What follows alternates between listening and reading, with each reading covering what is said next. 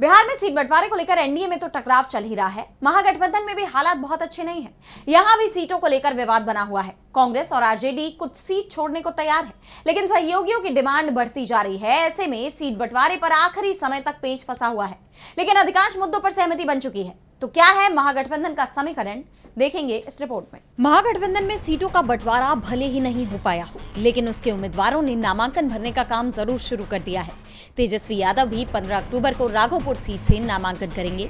इस बीच खबर ये सामने आ रही है कि आरजेडी की तरफ से जो फॉर्मूला रखा गया है, उसमें आरजेडी 135, कांग्रेस 60 सीटों पर चुनाव लड़ सकती है, जबकि वाम दलों को 31, वीआईपी को 14, जेएमएम को 2 और 1 सीट आरएलजेपी के हिस्से जाएगी।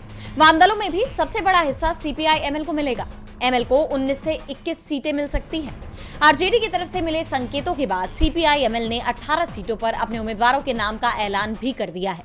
इस बीच तेजस्वी यादव की राहुल गांधी से फोन पर बातचीत हुई है, जिसमें अधिकांश मुद्दों पर सहमति बना ली गई है, लेकिन कुछ सीटों पर एनडीए की ही तरह महागठबंधन में भी पेच फंसा हुआ है। भागलपुर की कहलगांव सीट, जो कांग्रेस की परंपरागत सीट रही है, उस पर तेजस्वी अपना उम्मीदवार उतारना चाहते हैं। बेगूसराय की बछवाड़ा सीट पर भी विवाद है। 2020 में ये सीट कांग्रेस को मिली थी और अब वो शिवप्रकाश गरीबदास को उतारना चाहती है, जिन्हें पिछले चुनाव में निर्दलीय 40,000 वोट मिले थे। इस वजह से सीपीआई के अवधेश कुमार राय हार गए थे और आरजेडी इस सीट को सीपीआई को देना चाहती है। नरकटियागंज सीट पर भी तनातनी है, जहां 2020 में कांग्रेस के विनय वर्मा हार गए थे।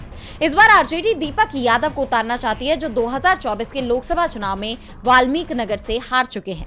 लेकिन अब खबर आ रही है कि अधिकांश सीटों का विवाद सुलझा लिया गया है और जल्दी ही सीट बंटवारे का ऐलान कर दिया जाएगा। डीवी लाइव की रिपोर्ट।